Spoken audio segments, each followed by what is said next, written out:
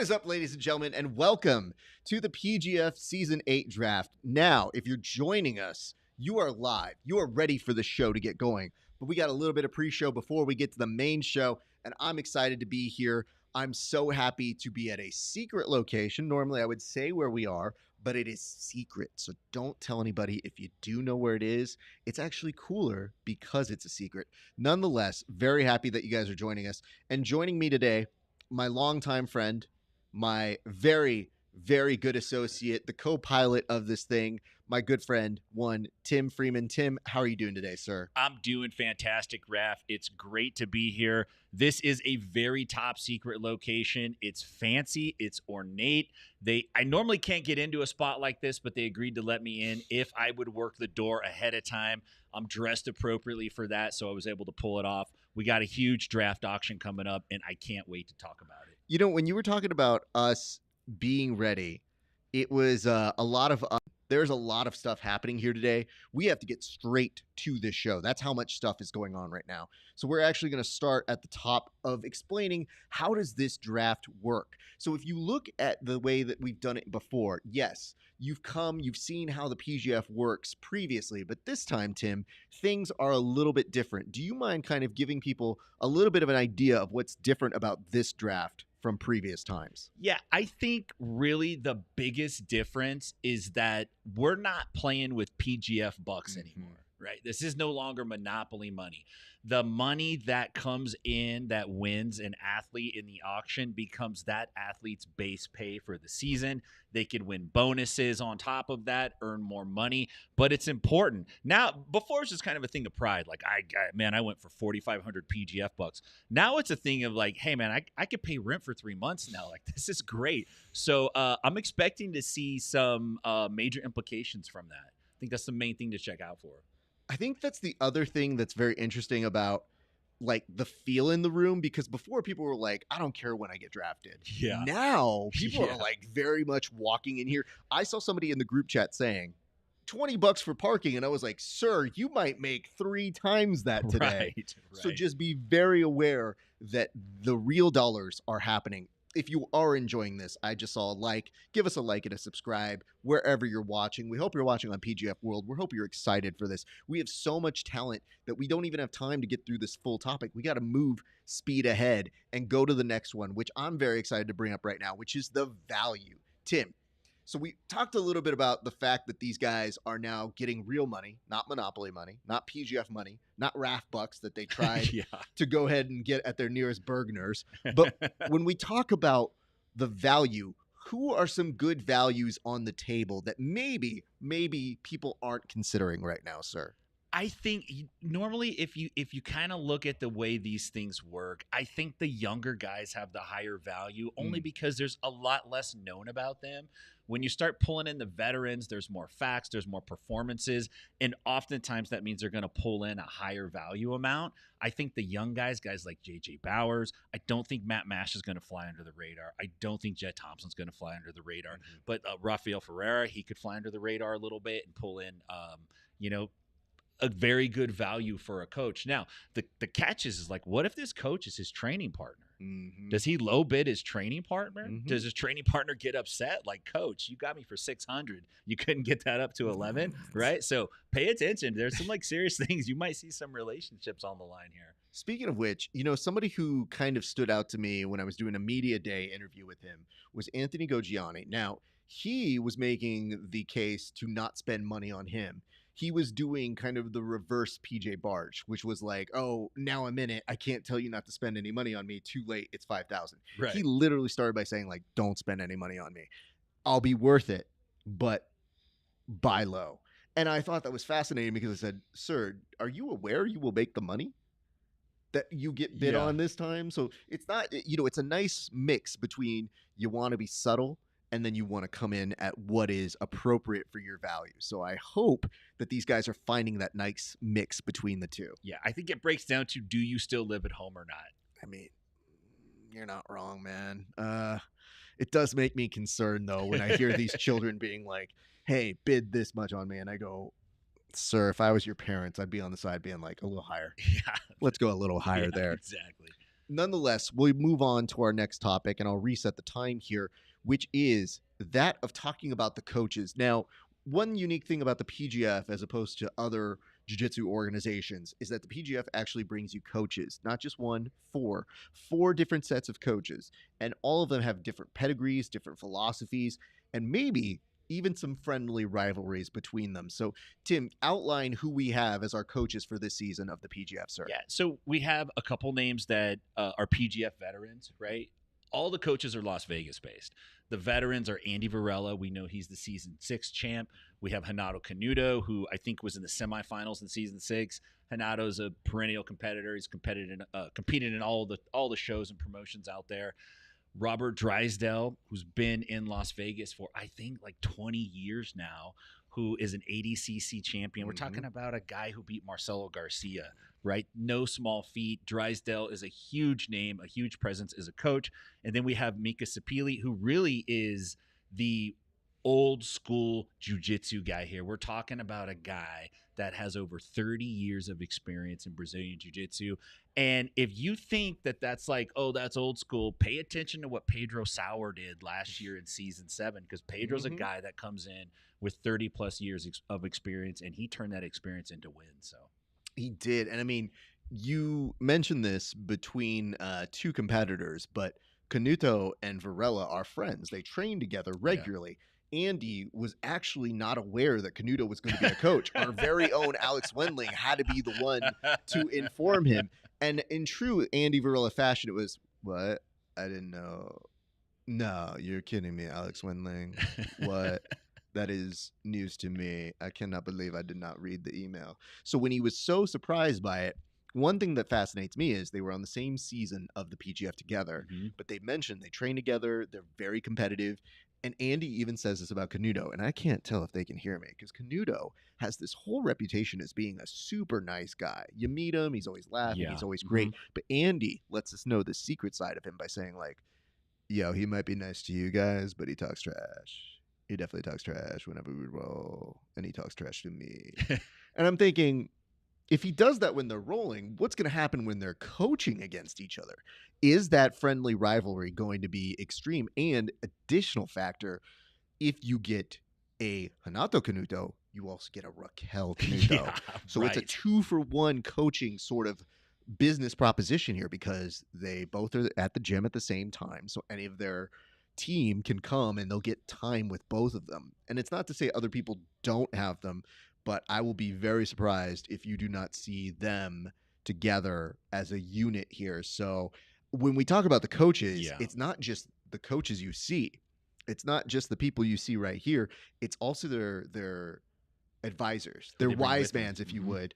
And Travis Thomas today is here helping the New Hope Kings, which, by the way, is the first franchise in jiu-jitsu history. So congratulations to the New Hope Kings. So you're going to be hearing a lot of that today. They have come in at $1 million. Wow. It is insane to say that for jiu-jitsu, but it brings me so much joy to be a part of something now where we're seeing our athletes get paid and the recognition that they deserve. So big shout out to New Hope, but watch for Travis Thomas today on the draft. He's here. And he's likely going to be making some big suggestions as a scout, Tim. Yeah, I knew something was up when he suited up. He's got like a real nice summer suit on. I don't think he picked that out himself. I'm just saying, I don't think he did. I saw him in his fanny pack and his shorts, and then he pulled a Clark Kent, jumped into the confessional booth thing over here. He told popped me out in the suit. He was like, "Hey, let's get a photo, but not before I'm suited up." And I said, yeah, "Sir, he's I proud, understand." Man. He's just like, "Hey, I'm dressing the part here today." And I thought, you know what? Good for you. So Travis, we look forward to seeing what sort of information you're giving out this way. We're going to move on to our next topic, which is this. It's wondering, how does this all work? So we went over the draft. We went over the fact that there is real money. We went over the coaches. But there are some things that do happen here. And I'll go ahead and take part of this one because there's a little bit of something that we want to make sure we're very clear about, which is that there is going to be an intermission. So obviously people are betting on the draft, and we have heard word that you actually are going to see the coaches bet on who gets to pick first. So that's going to be interesting. Each coach is given $15,000 worth to spend on their team. So you have to have a certain amount. So increments for adding a bid have to be at least $100 over, and you still have to have money in the bank for one last athlete. So we'll go over all these rules when we get to the main broadcast. But the thing that I think for you guys watching at home, that is the most important thing to take in mind is that there is an intermission. When we do that intermission, there is a chance that you may see a trade. If that is the case, you will see a little bit as we're running some commercials. You'll see a little bit later if there is a trade that happens. So I know sometimes you see a commercial go up and you go, no big deal. I'll come back when I come back. No, no, no, no, no. You may leave and use the restroom and come back and find somebody that seemed like a great steal for one team, now on a completely other team. And that may happen. Last year, there was a little bit of a trade possibility, but it got shut down. So this year, you will be able to see that. In addition to that, you're going to see episodes of the Grapplers documentary happening in real time. Normally, you see it all the way at the end of the season. This year, you see it week to week. So now that we have this new schedule that we are doing for the PGF, there is a lot to keep in mind how this all plays out. The last thing I want to go over is, yes, how does this all work? When we're done here in a week's time, you will see the schedule go up for everybody competing. Why is that important? In years past, if you were on one of these teams, you went up against 12 other people. And you think to yourself, well, wouldn't that be 15 matches if you went up against everybody from a different team? So if you were to go up against everybody who wasn't on your team, that would be 15 matches. You're seeing that this year. Everybody fights somebody who is not on their team. So keep that in mind as you're watching these. So when you see that schedule go up next week, that is going to be a huge thing, because now all you have to do by process of elimination is say who's not on their team. You're going to see them have a match. And I think that is going to change the dynamic of how you either play fantasy booking yourself, because you still got time to do that, or if you see matches that you really are excited about between these young competitors. So keep that in mind as we do it. And I was able to do that all in a short amount of time. So I'm glad I'm able to give you those updates. But let's keep moving here. I want to make sure that we go to our next topic, Tim, as we fly through all of these different sections and thoughts. But one thing I was very excited to talk with you about is, yes, the schedule. How does this all work for the schedule as well? So just to let people know, when do we come back? Like when we sign off here today, what happens next, Tim? So, when we sign off and the draft is done, we are coming back on July 25th, I believe, for the first day of the first season, or season 8, right? So we'll have a set of matches on that day, and then it will be following 1 week at a time until the culmination. Let's go down those dates right now. Those dates are going to be, and get ready for this, guys. Our schedule is going to start July 23rd. So on July 23rd, that is the beginning of the season. So when we're done here, we get straight to work. So you need to clear your Wednesday nights. And if you really, really want to clear some of your schedule here, clear your Tuesdays while you're at it. Because your boys here at the Bullpen will be giving you all the information that we can. This season is a little different. Normally we were here for a week-long format. Now it's stretched out for about a 5-week period plus a playoff. So what we're telling you guys is make time on Tuesdays to catch up with us early in the mornings and our good friend Kevin Sherrill. And then Fridays, you'll be able to catch our show that we're going to do that's talking about the larger world of grappling and jiu-jitsu. And believe me, there's stuff happening tonight elsewhere that is very important, but we don't even have the time for that. So sorry. We have a lot going on. We have $1 million people out here. We can't spare the time right now, but we hope they do well. So big shout out to Keith, and cannot wait for Varela and Tackett, who, by the way, one of our coaches here. Nonetheless, right now I wanted to shoot this over to you, Tim. What is it that we can expect here? What are the unexpected things that you are predicting might take place here today, sir? Well, I don't know if this is unexpected, but I definitely think the fact that all the coaches are from Las Vegas and many of the athletes are from Las Vegas, I think it's going to have big implications on coaches picking their students, picking their training partners, picking their friends. I think we're going to see a lot of that because that's how we roll. That's how the jiu-jitsu crowd rolls. You're going to probably see that really play a factor. The question is, do you have enough money to make it happen? And pay attention to the age grouping. There is a group of veterans in here who are 30 plus, and there's a group of young guns, and then there's kind of a little slush fund in the middle. But those two extreme ends, I think, are going to be the ones battling it out. Pay attention to who's dressed well. Pay attention to who speaks well. Got a lot of good stuff. Like Raph said, the things that happen off the camera, that's where the real juice is, and we're going to try to bring all that to you the best that we can. Speaking of which, I think there's no better way to segment and transition into that segment than by talking about our little thing called chat. So sometimes Tim's like, what does that mean? Like when we put up board topics, if I do the board, he's like, there's one, I don't know what it is. Sometimes when he does the board, he's like, there's one, what is that, Tim? In case you don't know, the group chat has been very lively. They just added me yesterday.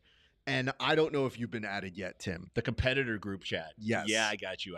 And what's been happening there, just to fill you in, obviously, these guys seem tough. They're very durable and resilient. But there's talk about Pokemon in there. Yeah. And people trying to ask, let's get some money, like, give me money for Pokemon. But why would they be asking for money, Tim? Well, I don't know. Apparently, a lot of these guys need money for Pokemons. Sure. They're all trying to flex in their own interesting way, and it's a much younger crowd, so the flex is quite different. When you bust a Pokemon out, it's like, what is this, right? But these guys kind of come from a new generation, and they're looking to make a big splash. But look, man, you got to try to get more than $200. I would agree. There's just something I want to bring up to you guys, and there's no pretty way this gets displayed, so it's just going to happen here. I'm going to drop it in, and I didn't have the chance to really properly give this a formatting, but I wanted it to be as raw as we saw it. Now, let me preface this. I don't normally do these jokes, but this was in the group chat, and it goes to show you the commitment that is happening between our staff here. So, listen. This is how spicy that chat is, that they are throwing a GoFundMe for this cause. And I guess I have to tell you, it shows an extra emphasis that the team is doing. Chris Olivo did this for Anthony Goggiani. I think they're in a race for biggest heel. So if this is what's happening behind the scenes, I think you can only imagine. Let me get this off screen because I think Anthony's his student, right? I mean, or something like that. No, coach I don't think so. I think that Chris is he's having a lot of fun. And if you wonder why there's going to be some incredible rivalries coming up, that will be part of it. But nonetheless, it looks like things are very close to getting ready to go. But Tim, before we get out of here, just any last words or anything that you want to let the people know where they can find you, because I'm so excited to get this draft going, and I want to make sure we hand it off to our friends here in just a second. Yeah, so last words, pay attention to the draft, check out the teams, pay attention to the coaches because it's one match a week and the season's expanded, it's going to really change the complexion of how these guys get ready and make adjustments. You're not going to want to take your eyes off of it. Pay attention, keep watching. You're going to catch us on the other side during the live draft. Thanks for watching, man. And, we're going to get out of here in a second, but I want to point this out. Tim is actually going to go right now. Yes. And you're going to be doing part commentary for today's show, correct? Mm-hmm. I'll be behind the scenes. I'll go to my production dungeon. So I don't know that you're necessarily going to see my face until a little bit later. Go underground for a while. Brother, I'm going in the bunker, and I'm hoping things come out very nicely. But as we close this up, I want to say just a couple quick words. Thank you so much for tuning in. We appreciate you guys. If you like what we do here at the Bullpen, we are the official pre- and post shows. So we will be doing that again throughout the season. Because we're going to be here live, there's going to be some live components, some pre-taped. I guess what I'm saying is come find out for the rest of the season. But we are so stoked to have you guys here. It is a blessing. I cannot wait for you to see these incredible young athletes who are hungry, ready to take it to the next level. And if you enjoy what we do here, like, comment, subscribe on every sort of thing. And let me tell you guys this. The only way this continues to grow is if you guys watching right now are actively liking and sharing this stuff. Do not be too cool for school. Help us grow this thing. So I am begging you, imploring you, stalking you, whatever you want to say. I am the dude outside of your local grocery store saying like, comment, and subscribe. That's all I'm asking for. But that, my friends, is going to do it for us here. We're stoked. Don't go anywhere. We're about to go to the draft. My name is Esparza. It has been a great day for grappling. We'll see you back on the mats.